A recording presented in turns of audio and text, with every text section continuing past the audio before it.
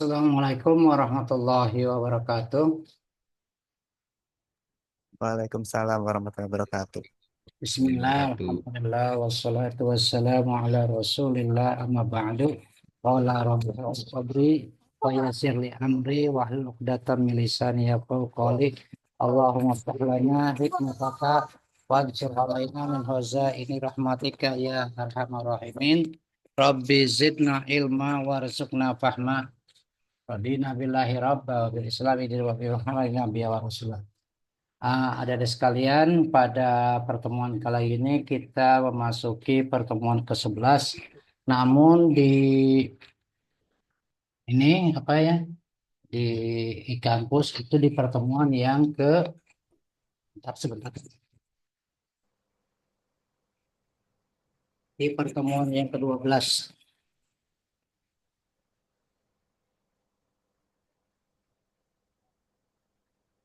Nah, sebelumnya saya juga mohon maaf pada adik-adik sekalian bahwa harusnya sekarang ini kita kuliah online tapi kuliah offline tapi kita ini kuliah online ya karena terkait dengan kendaraan yang belum bisa mungkin minggu depan insya Allah sudah ada ya. Terus ada sekalian, saya mengucapkan selamat tahun baru ya, menyongsong tahun 2025 supaya kita diberikan kesehatan, berkah, ya, panjang umur, rezeki yang banyak untuk bekal ibadah kepada Allah Subhanahu wa taala, sukses dunia akhirat. Terus selanjutnya saya akan membahas tentang dakwah.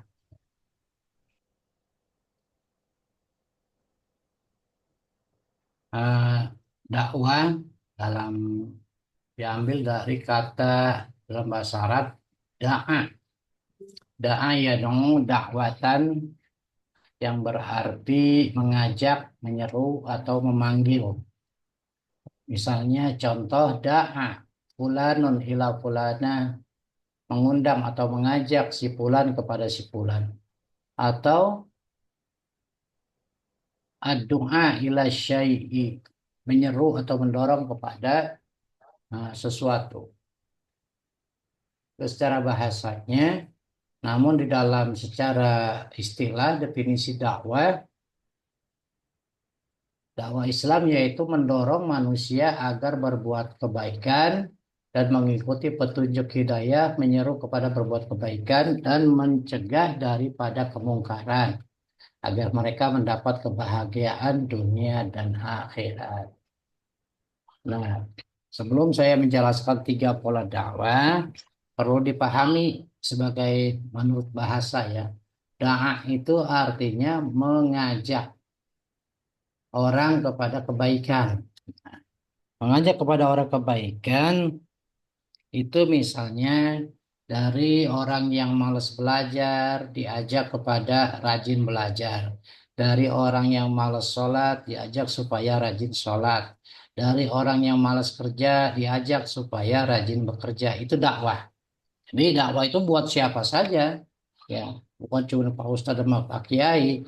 Siapapun punya kewajiban untuk berdakwah, mengajak kepada orang lain untuk melaksanakan perbuatan yang baik dan menjauhi perbuatan yang mungkar, gitu ya. Itu dakwah. Nah, lalu pada kenyataannya bagaimana, Pak? Banyak orang yang suka ceramah, isinya provokasi, menjelek-jelekan golongan orang lain, gitu ya.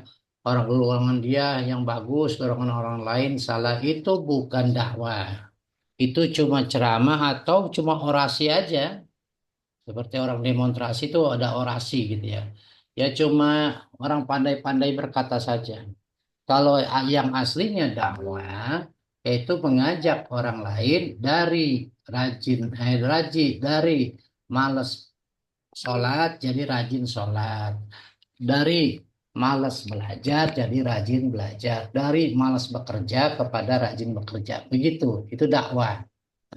Kalau yang kita saksikan di TV, di YouTube, ada orang yang berpakaian seperti ulama, tapi dia menghujat orang lain, itu bukan dakwah, ya, itu cuma orasi aja. Biar paham sampai di sini. Paham ya?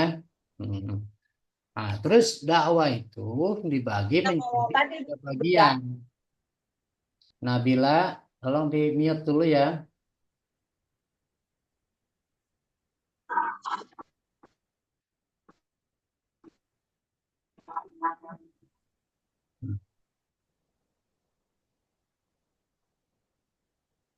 Dakwah itu dibagi menjadi tiga bagian. Satu, dakwah kultural. Dakwah kultural ini adalah aktivitas dakwah yang mendekatkan pendekatan Islam secara kultur, yaitu salah satu pendekatan yang berusaha meninjau kembali kaitannya dengan doktrinasi yang formal antara Islam dan negara.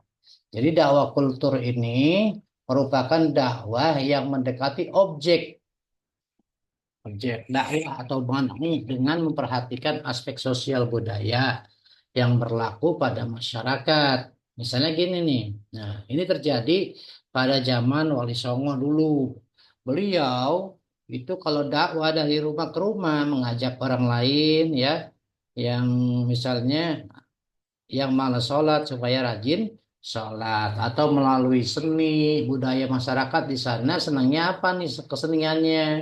Nah, misalnya wayang, nah itu dengan wayang gitu.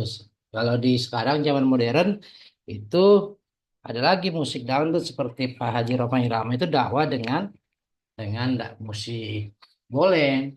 Nah, siapapun boleh menyampaikan dakwah itu ya. Terus ada lagi misalnya ah, dakwahnya para wali songo itu kita melihat budaya masyarakat di sekelilingnya. Gitu. Misalnya juga seperti acara 7 bulanan. Nah, acara 7 bulanan itu bukannya syariat Islam, cuma itu kebiasaan masyarakat yang sudah membudaya, kemudian diganti dengan misalnya yang tadinya cuma sekedar mandi kembang, ya untuk orang yang 7 bulan itu tidak jadi masalah ya, mandi kembang tidak jadi masalah. Karena tujuannya kan supaya wangi ibunya, wangi anaknya, biar berkah juga begitu. Cuman dirubah sama para wali songo dengan cara bagaimana? Dengan cara ya, ngaji bersama, baca Quran, zikir bersama, dia mengeluarkan sodako tuan rumahnya sebagai wujud rasa syukur, supaya berkah selamat dunia akhirat, supaya anaknya jadi anak yang soleh atau soleha, supaya ibunya juga sehat di dalam melahirkannya mudah, dan selanjutnya dan seterusnya, gitu ya. Nah itu budaya yang sudah diislamkan, bahasanya semacam begitu. Nah itulah yang disebut dengan dakwah kultural, gitu ya dakwah dengan melihat aspek sosial budaya ya yang ada di masyarakat. Jadi tidak usah kita wah misalnya 7 bulan tuh haram. Wah, kalau misalnya udah jadi kebudayaan semacam begitu, keyakinan orang yang dibilang haram, maka orang itu akan membantah. Tidak boleh, ya. Cuma kita rubah secara Islami bagaimana yang tidak melanggar syariat, gitu. Terus selanjutnya ada dakwah politik. Dakwah politik itu dilakukan atau gerakan dakwah yang dilakukan dengan menggunakan kekuasaan pemerintahan. Seperti aktivitas dakwah bergerak mendakwahkan ajaran Islam supaya Islam dapat dijadikan ideologi negara atau paling tidak setiap kebijakan pemerintah untuk negara selalu diwarnai dengan nilai-nilai ajaran agama Islam sehingga ajaran Islam melandasi kehidupan politik bangsa. Nah, ini kalau di Indonesia ya, kalau di Indonesia ini semuanya sebenarnya yang Pancasila, pembukaan Undang-Undang Dasar 45, dan Undang-Undang Dasar 45 itu sudah dimodifikasi semuanya itu merupakan isinya Quran. Termasuk pembukaan Undang-Undang Dasar ah, Undang-Undang Dasar pembukaannya yaitu merupakan saduran dari Piagam Jakarta. Piagam Jakarta merupakan saduran dari Piagam Madinah pada zaman Baginda Rasul memimpin. Kemudian pada saat Indonesia mau merdeka sebelum tanggal 17 Agustus tahun 45 sudah menyediakan, sudah mempersiapkan panitia persiapan kemerdekaan. Di situ sudah berkumpul tokoh-tokoh agama, baik dari Islam dan dari agama-agama yang diakui di Indonesia, dengan tokoh nasional, semuanya bersepakat gitu. Nah, makanya isi Quran yang ada di dalam Pancasila nomor 45 itu sudah dimodifikasi. Artinya apa?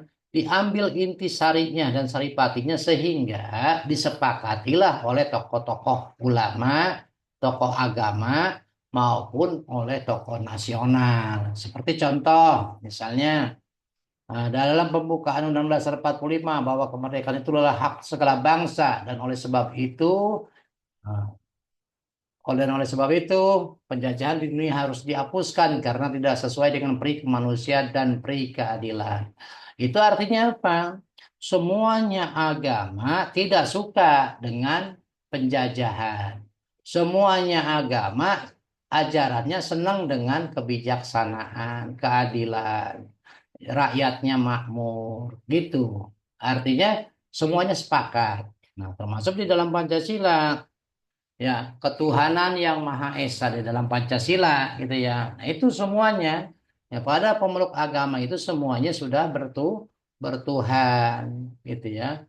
Sudah bertuhan. Nah, tinggal di dalam Undang-Undang Dasar 45 di pasal 29 ayat 1 dan 2, nah tinggal dalam penyelenggaraannya terserah ya masing-masing agama harus menjalankan sesuai dengan kewajibannya sesuai dengan agamanya masing-masing gitu ya. Itu udah diatur semuanya. Nah, di Indonesia ini sudah tepat dakwah dengan berpolitik gitu ya. Nah, terus apalagi Persatuan Indonesia semuanya agama sebenarnya itu arti dalam surat Al-Mujadalah itu ya. Ya, Al-Hujurat ya. Wa watasimu bihabillahi jami'a wa la tafarraq gitu ya. Itu Persatuan Indonesia. Nah, itu semuanya pemeluk agama itu suka dengan persatuan. Buktinya mana? Buktinya semua kerajaan yang ada di Indonesia rela melepaskan kerajaannya demi untuk membangun negara Republik Indonesia. Ya, semuanya dari Kalimantan, dari Sumatera, dari Aceh sampai Irian Jaya sudah melepaskan kerajaannya masing-masing bergabung dengan Indonesia. Itu tuh.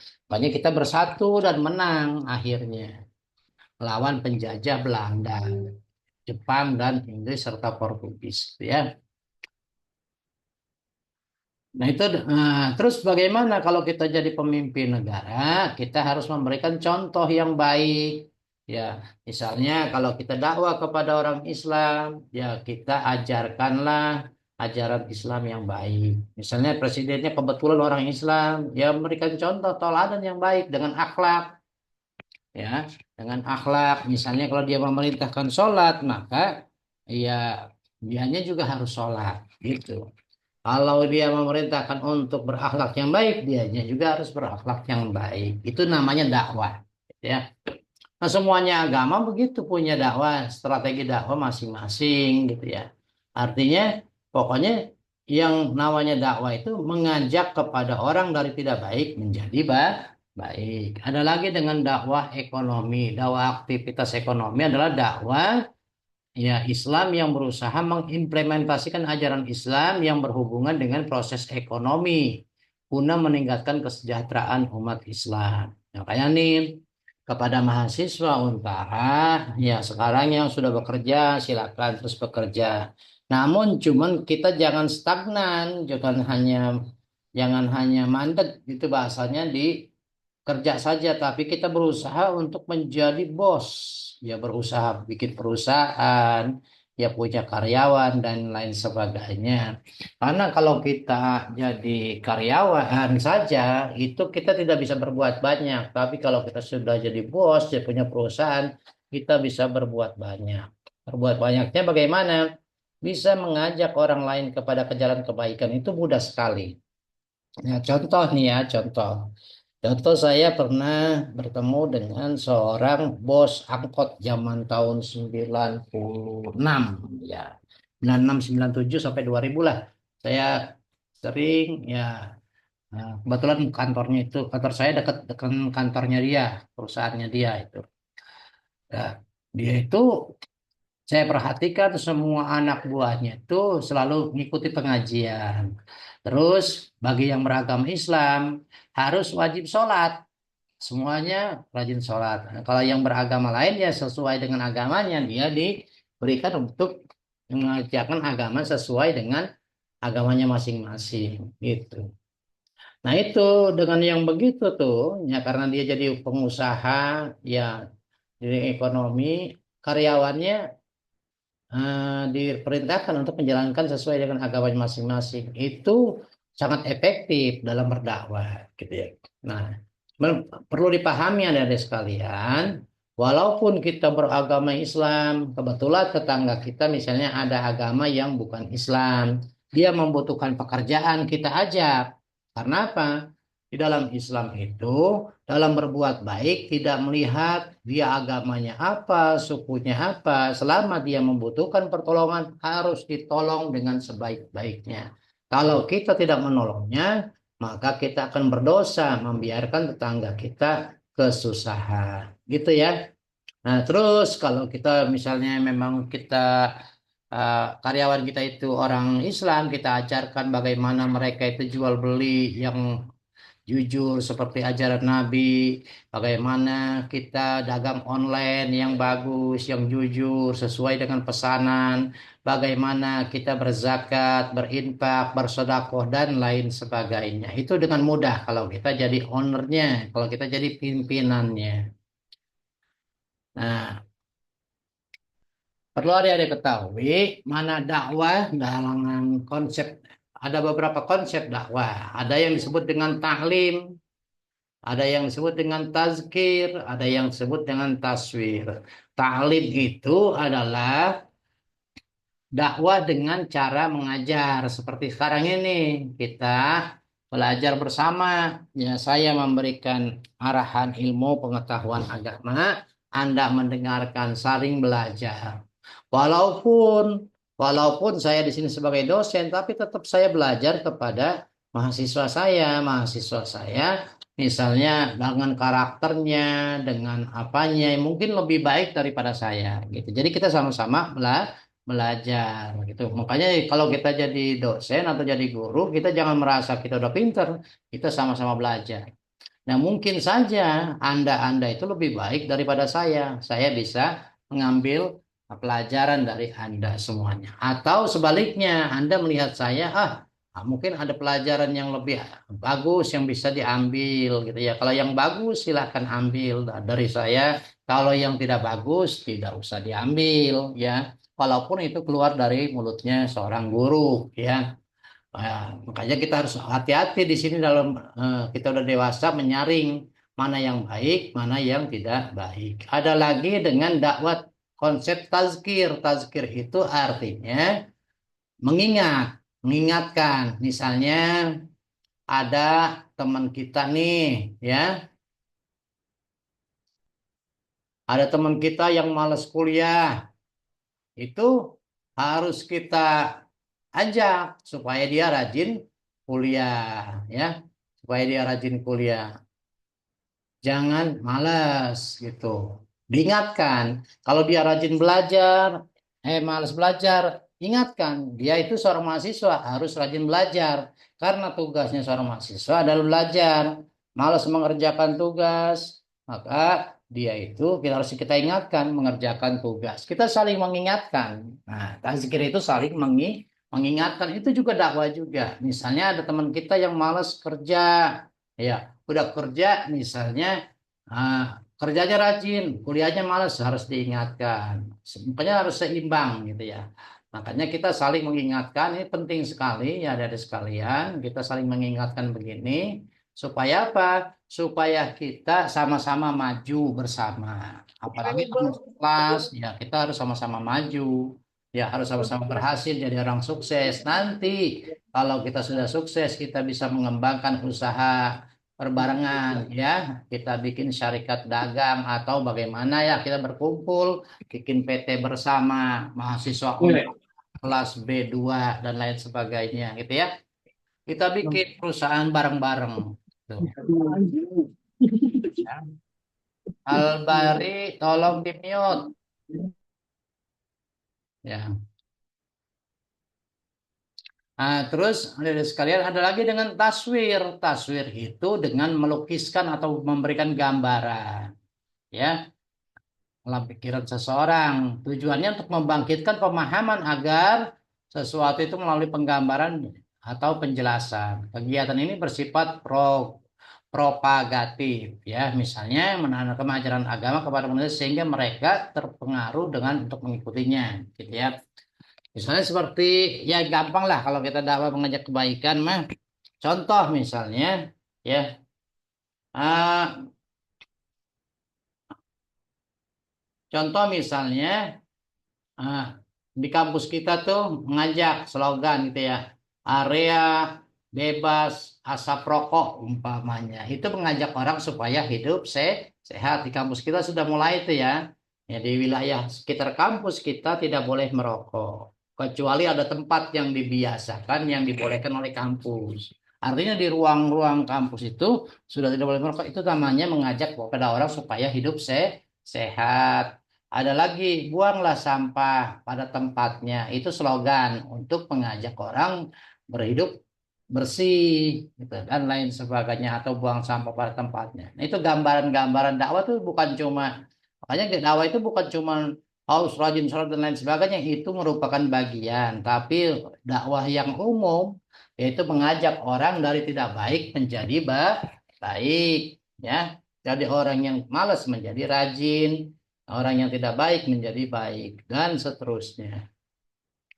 Intinya dakwah itu berorientasi pada tujuan. Tujuan dakwah itu membangun masyarakat Islam sebagaimana yang diajarkan oleh Allah dan Rasul-Rasulnya. Dakwah itu dengan melakukan perbaikan pada masyarakat Islam yang terkena musibah, penyimpangan dan lain sebagainya. Pokoknya mengajak orang kepada kebaikan, memelihara kelangsungan dakwah di kalangan masyarakat yang telah berpegang teguh pada kebenaran. Terus kita pelihara secara terus-menerus, continue, ya. Banyaklah tugas-tugas kita sebagai seorang muslim untuk berdakwah bersama. Nah, ini dalil Al-Quran yang diambil oleh saya. Sebenarnya banyak beberapa dalil, cuma ini sebagai contoh saja dua dalil yang dijadikan untuk Al-Quran. Ud'u ila sabili rabbika bil hikmah wal mau'izatil hasanah wajadilhum billati hiya ahsan. Serulah atau ajaklah, ya, olehmu orang-orang kepada jalan Tuhanmu bil hikmah, dengan bijaksana, gitu ya.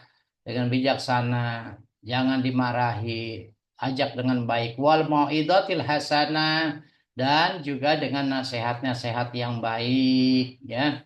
Tidak keras, tidak menghina orang, tidak menghujat orang. Wajadilhum billati hiya ahsan. Kebetulan ada masyarakat yang kebetulan amalannya bertentangan dengan kita, dengan ajaran agama, gitu ya.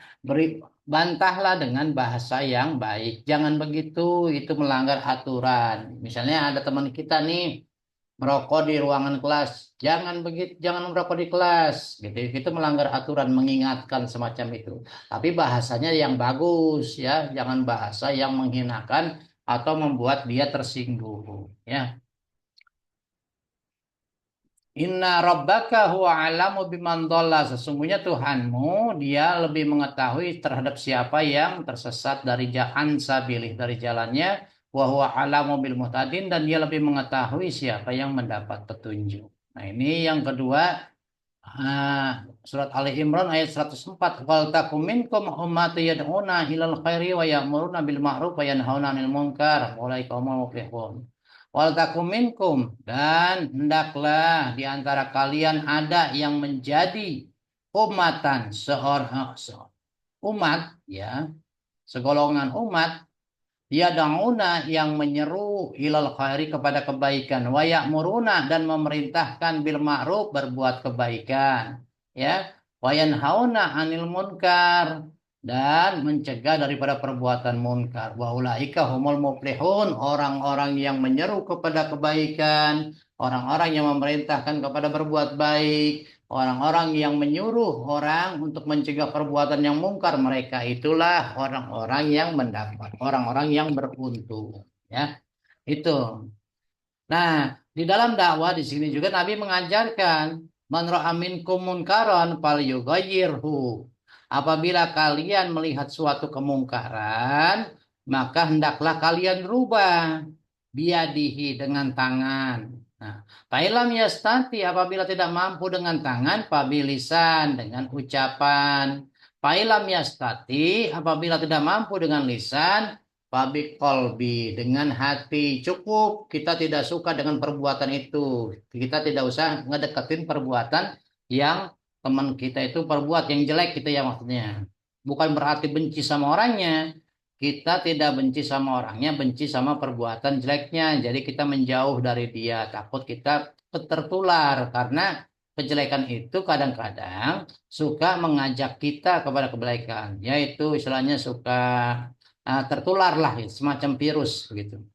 Wadzalika adaful iman dan yang demikian itu termasuk daripada paling iman yang paling lemah, selemah-lemahnya iman. Nah, itu gambaran ada di sekalian ya cara dakwah kita yang mengajak orang kepada kebaikan satu dengan hikmah, yang kedua mengajarkannya ya dengan nasihat yang baik, ya mengajaknya juga kalau misalnya kita ada perbantahan, bantahlah dengan baik ya. Jangan sampai membuat orang tersinggung. Ajaklah orang itu berbuat baik ya supaya mereka itu tertarik. Nah, kitanya harus sopan dengan perilaku yang baik, dengan akhlak yang mulia. Nah, ini uh, penjabaran ya tentang dakwah Islamiyah yang dimaksud sini adalah risalah yang terakhir yang diturunkan kepada Nabi Muhammad SAW dalam kitab bentuk kitab dan tidak ada kebatilan di dalamnya. Ya. Terus, saudara mutawatir.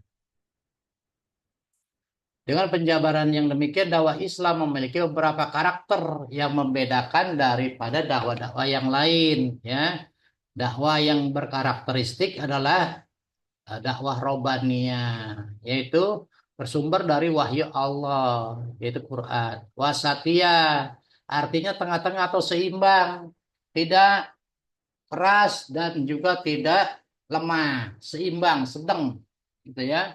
Ijabiyah itu positif dalam memandang alam, manusia dan kehidupan. Ya, waqi'iyah realitas dalam memperlakukan individu dan masyarakat. Kita lihat, ya, kita lihat dakwah di masyarakat kita ini kekurangannya apa. Ayo kita ajak misalnya kerja bakti, kebersihannya kurang dan lain sebagainya. Kita ajak untuk kerja bakti, gitu. Akhlakiyah misalnya syarat dengan nilai-nilai kebenaran yaitu dengan sarana maupun tujuannya. Syumulia utuh dan menyeluruh manhajnya. Alamiah bersifat mendunia. Surya berpijak pada prinsip musyawarah dalam menentukan segala sesuatu. Jihadiyah terus memerangi siapa saja yang berani menghalangi Islam dan mencegah tersebarnya dakwah. Maksudnya jihad di sini bukannya kita harus perang, bukan. Maksudnya kalau kita misalnya eh, berdakwah harus semangat dan sungguh-sungguh. Umpamanya ada rintangan, ya harus kita hadapi. Tapi bukan berarti harus berantem. Nah, kita artinya mencegah itu semuanya jangan sampai terjadi. Kecuali dalam keadaan kepepet dalam seperti zaman dulu. Kita diperangi sama Belanda. Boleh kita lawan itu mah. Karena dia sudah menginjak-injak ke martabat negara kita dan agama kita. Salafiyah artinya menjaga orisinalitas ya, orisinalitas dalam pemahaman akidah, keasliannya maksudnya ya. Itu ada di sekalian ya gambaran tentang eh, dakwah, karakter dakwah. Jadi kita harus benar-benar bagus dakwah itu jangan sampai membuat orang lain tersinggung. Terus faktor-faktor keberhasilan dakwah ini nih pemahaman yang mendalam. Kalau kita jadi pendakwah harus punya pemahaman yang mendalam, jangan cetek ya. Karena apa? Permasalahan di masyarakat itu sangat luas. Jadi kalau kita salah mengambil keputusan maka akan berakibat bahaya dan menyesatkan. Keimanan yang kuat harus punya iman yang kuat, yang teguh, kecintaan yang kukuh, cinta kepada kebenaran, mengajak orang lain supaya berkah, selamat, sukses dunia, akhirat. Sadar, kesadaran yang sempurna artinya benar-benar mempunyai kesadaran yang tinggi. Kerja yang kontinu artinya kita dalam berdakwah terus, tidak ada waktunya selama kita masih diberikan kesempatan, umur masih ada, boleh kita terus berdakwah, ya. Mengajak orang lain berbuat baik. Nah ini tinggal dibaca aja deh aja sarana-sarana dakwah. Ini waktunya sudah habis, tinggal 4 menit lagi, ya. Jangan lupa tugas. Nah ini sedikit lagi nih, ya, spesifik dakwah. Dakwah itu bisa dengan zaman sekarang tuh ya, dengan audio visual, dengan HP, dengan WhatsApp, dengan apa saja ya, alat-alat elektronika yang zaman sekarang ini.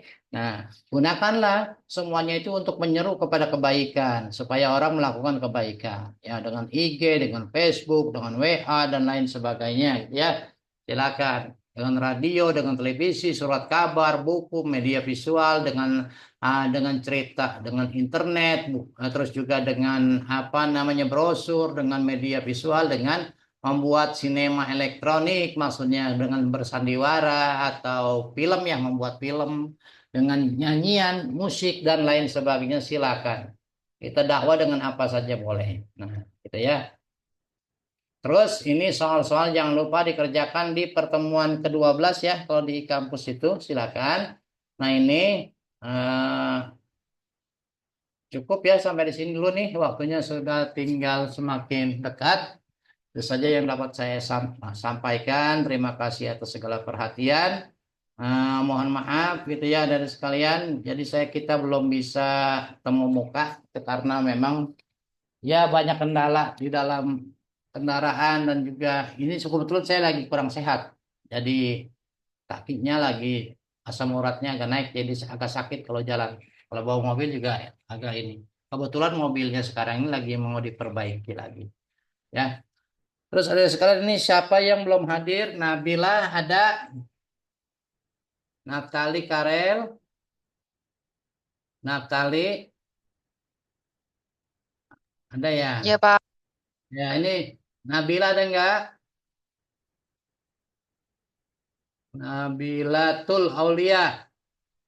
Ya, nanti Nabila udah absen ya tadi ya, yang buat dosen, Neng. iya udah Pak. Oh iya, terima kasih ya. Nah, terus temannya Alex, siapa temannya Alex nih? Nama kalau ini pakai nama sendiri ya, jangan pakai nama orang. Temannya Alex. Terus Gracilia, temannya Alex nggak masuk nih. Gracilia Kristi, ada nggak? Hadir Hadir, Pak. hadir Pak, Ligas hadir Pak. Temannya Alex Ganti siapa? nama dulu langsung. Siapa Ini namanya? apa namanya? Temennya Alex. Temannya Alex siapa namanya? Hadir Pak, hadir. Ya udah ya. Jadi cukup ya. Terima kasih, saya izin ini, izin live ya. Nanti teruskan dengan tugas yang diberikan di kampus kalau tidak ada yang bertanya. Assalamualaikum warahmatullahi wabarakatuh. Waalaikumsalam warahmatullahi Waalaikumsalam wabarakatuh. warahmatullahi wabarakatuh. Izin live ya.